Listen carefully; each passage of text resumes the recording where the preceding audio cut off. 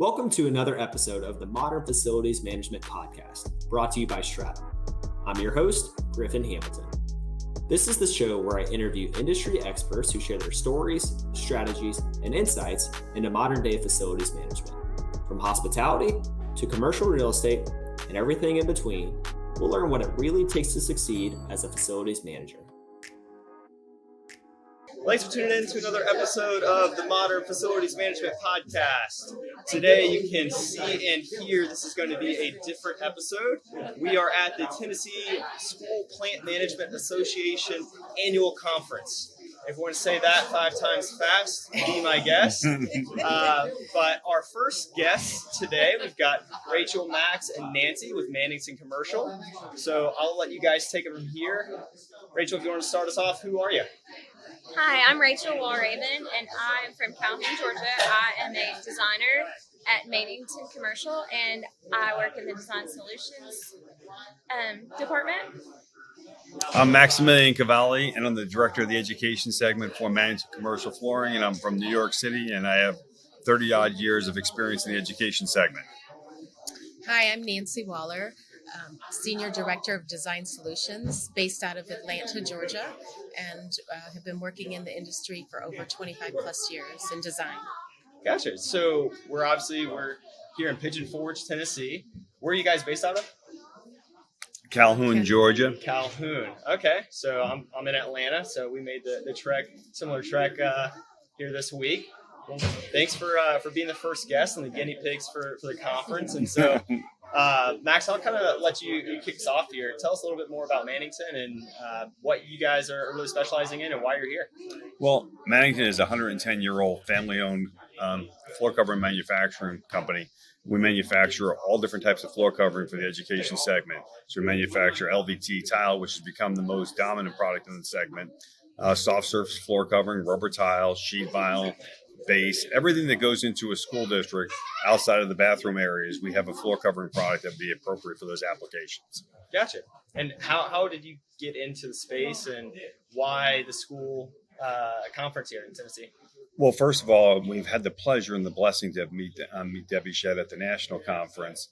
And candidly, she's probably the most engaging facilities statewide director that we've had the blessing to have met over the years. So she's brought us together and she's given us opportunities to go ahead and share information. Got it. Okay. And so why schools? What do you guys, what value do you guys add to schools bringing you guys here? Well, we've been in the education. So I'm the director of the education segment, and I took this role on probably about 4 years ago. So prior to myself, we did not have a segment leader for the category. But we knew from our history in the healthcare segment that our products would sort of correlate and move over and switch over and perform equally well. In that short period of time, we've quadrupled the business in the education segment. And the key for us has been that we're completely engaged with facilities directors, and we're completely engaged with custodial directors and everybody that's in the actual school district. So our direct customer is facilities departments, facilities people, and people that are living with the product. Everybody's important in the decision-making process, but candidly, the facilities director, the one that has to live with the product and bring it all together, is really the key for us. Yeah, and that's what I really want to talk with you guys, just understanding the vendor side of where a facilities manager or director comes into play, specifically around schools and the relationship that you guys have and the projects you guys are working on. You want to talk to that in more detail on what the projects really look like and your relationships with facilities directors. So literally, about 2 years ago, we came up with a department called Education Solutions. And the Education Solutions was a facilities-based design program that we put together. So instead of looking at it from just the architect's perspective, we wanted to go ahead and take into account the needs and applications of the actual facilities people. And we've consulted with literally hundreds of facilities people and said, what would you need for us to do to make this space a more elevated space and make it your space and make it such that you can live with it in a way that's better for the children. So the facilities director of the present and the future, we find, has become much more engaged in actually being part of the enhancing of the learning environment. So Nancy, and what's nice is Rachel was actually a teacher early on in her career. Really? Yep. So tell me about that transition. First off, being a teacher, what grade? I actually taught elementary art. Okay. Yeah, I taught for 3 years, and I kind of felt lost as an artist, and I stumbled across a Facebook ad and found Nancy. Okay. And that's kind of how I learned about the design job. So I transitioned into a designer, and now I kind of design schools, basically. Yeah, so and I used to teach. So when Rachel joined the team, we were a new team just a couple of years ago, and our main focus is to assist facilities directors from every step of the design process, from whatever stage they're in, if it's selecting product or putting product palettes together, or seeing it in a photo, taking a picture of the space, or actually putting it into the floor plan. So we want to start with the concept and see it all the way through to installation, and make sure that the environment, what we're designing, will enhance the learning environment. Okay, and so that ties into the facilities manager, facilities director of the school district, the design with, at the end of the day, this is about the kids in the school and making it a good experience. So with COVID and you moving past COVID, I'm sure that's had a big impact on your role as a designer and the relationship with facilities directors. Talk to that. How has that changed?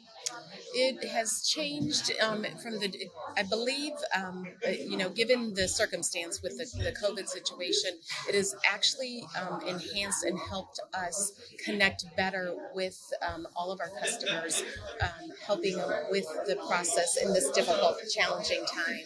And so being able to connect with the customers on a personal level, that's only increased, helping not only with Max being director of education, but just the overall experience that our customers have with Mannington and our service level that we provide, the design service.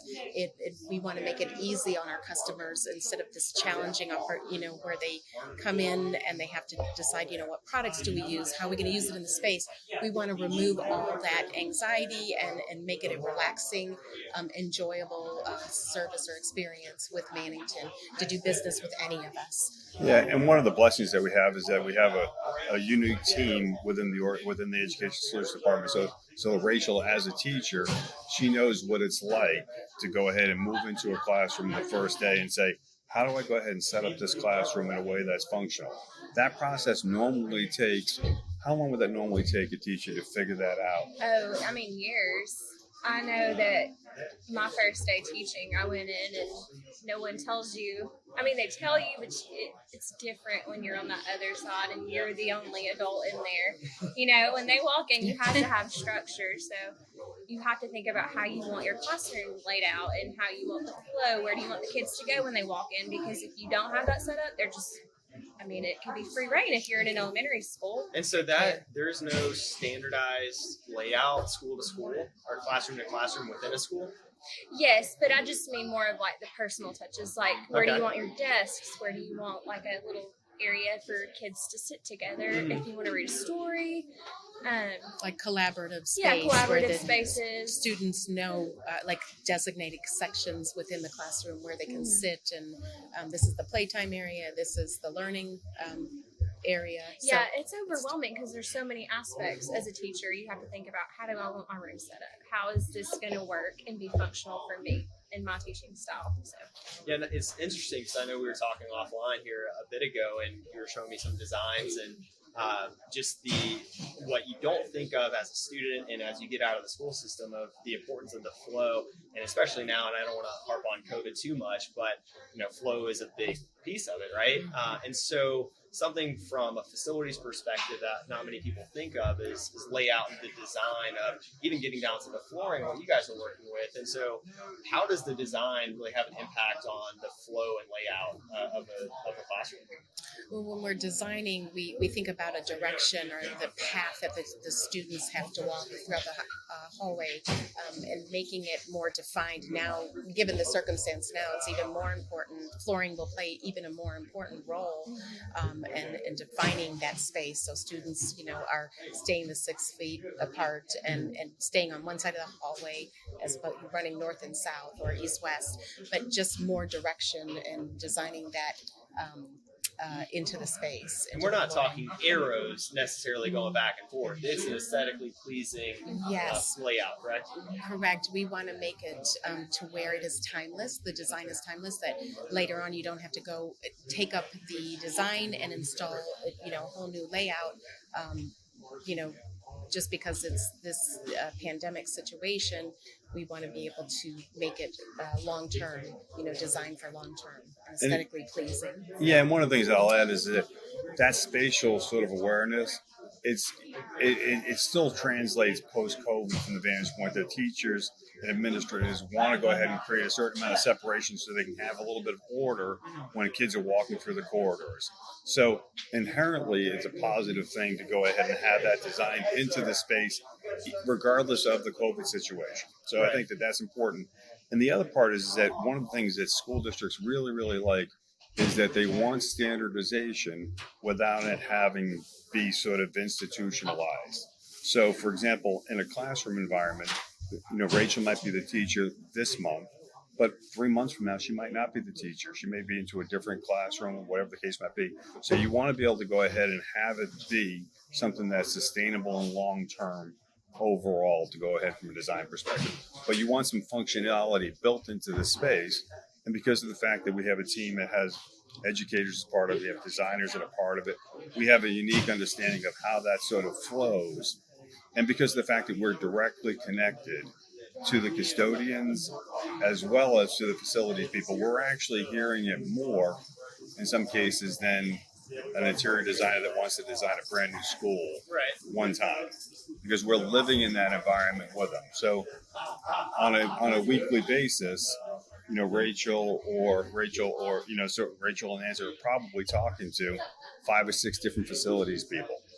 And we're talking to 5 or 6 different flooring contractors, and we're getting input on a consistent basis about how we can enhance it.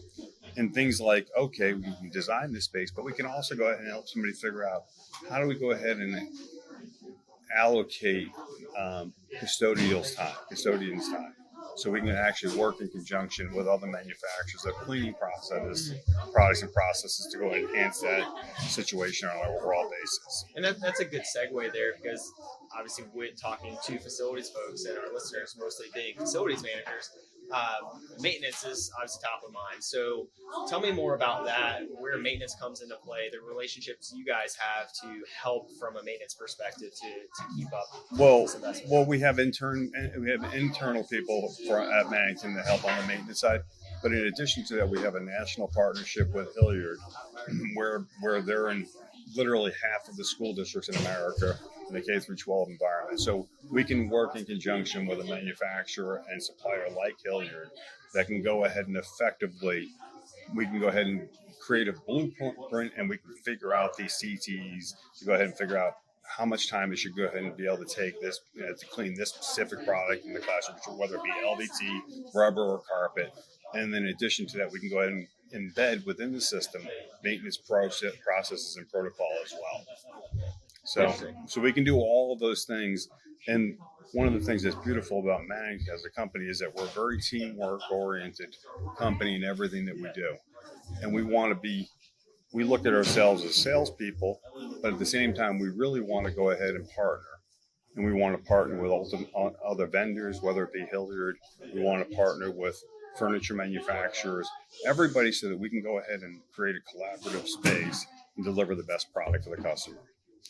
So last night, for example, we had the opportunity to speak to Charlie Bradham from Missouri. Mm-hmm. He's like, why can't you just go ahead and put the lighting into the images that you have? So that's something, for example, that we'll figure out, say, okay, how does that lighting change the effect of that flooring space or that classroom space? And can we make some modifications with that? Interesting. So you guys looking forward are going beyond just the layout of Yeah. the flooring into Yeah. the entirety of the facility. Yeah. You know, down the line, that's in the roadmap, and that's really exciting to see how that relationship is going to really expand beyond, like I said, just the flooring. It's very exciting. It's the future. I believe simplifying the whole process for facilities directors and making the decision making easier for them, from lighting to paint to carpet, hard surface. So offering it as a whole package, like a turnkey, is probably the direction that it will go, and definitely the way of the future. Yes. And one of the things that's been beautiful is there are a bunch of different, so from the facility side, the hardest thing for a facilities person is, okay, how do we work in conjunction with the public bid process? And fortunately, at this point in time, there are tons of different opportunities for them to procure both products and services in a very, very competitive way. So we're part of several different cooperatives, whether it's a TIPS cooperative, it's a Source School cooperative. So for a school district can go ahead and save a lot of time and effort and money going ahead and purchasing those products and services through their buying cooperatives. And that's really the way of the future as well, to go ahead and make it easy and simple, as opposed to, it's very restrictive. Yeah, simplifying Correct. the lives of facilities Yeah. is really, it's a tough task. Right. But one step at a time, and to consolidate all of that is certainly something that's going to help them out. So before we wrap it up, any parting notes, anything that we want to end on? Well, I said the last thing I'll say is we just feel like it's such a blessing that we're able to be here together, you know, in a way that's live now. We can actually be there, we can see people, and we're not tied behind a computer screen anymore. We can actually be with our customers live, and because you can solve people's problems a little bit on the internet, but the reality is there's nothing to replace the human interaction and the problem solving that goes on when you do it in person. And then, Rachel, do you have anything that you want to part with? Not to put you on the spot or anything. I just noticed I did that. Sorry about that, Rachel. No, I'm just excited to be here. I haven't really been able to go and interact with the customers since COVID, because I started probably 4 or 5 months before COVID hit, and so this is great. It's nice to welcome to the industry. And I'm just excited to engage with all the facilities directors coming into this event. It's really exciting, and just an opportunity for us to really shine, show off our service. Max being the director of education, and he introduces us to everyone. He's great with introducing with the people. He is great at that. So I'm trying to overcome my shyness as we speak. He is shy. Makes two of us. And we appreciate you doing this podcast for us. We're excited. Absolutely. Well, I appreciate you guys being the guinea pigs here on the live conference with all the background noise and being able to say it's into I very much appreciate y'all's time, and looking forward to staying in touch with you guys. Hey, it's a blessing to meet you as well. Yeah, Thanks absolutely. so much. Take care. And Thanks for listening to another episode of the Modern Facilities Management Podcast. Make sure to subscribe for future episodes and visit our website, stratumcommunity.com, for more facilities management content.